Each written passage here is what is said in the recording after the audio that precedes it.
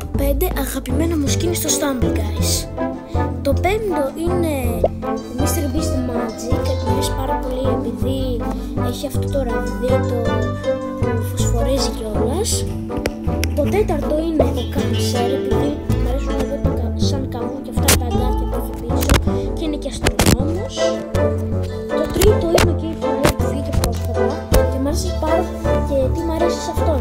Τα δεινοσαυράκια που έχει εδώ, αυτό είναι εδώ το T-Rex το μικρό σε αυγό και το πτεροδάχτυλο εδώ πάνω, πολύ καλά.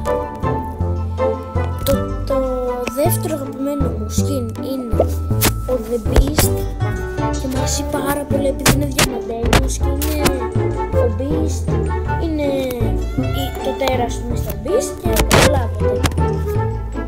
Και το αγαπημένο μου skin σε όλο το παιχνίδι είναι ο Twister. Μου αρέσει πάρα πολύ επειδή είναι ανεμοστρόβιλος, έχει δύο διαφορετικά μάτια, είναι περίεργα τα πόδια του και τα χέρια του και γύρω του είναι ο Mr. Stumble, γυρίζουν κάτι αυτοκίνητα και ο Sensei Firefist. Αυτά, γεια σας!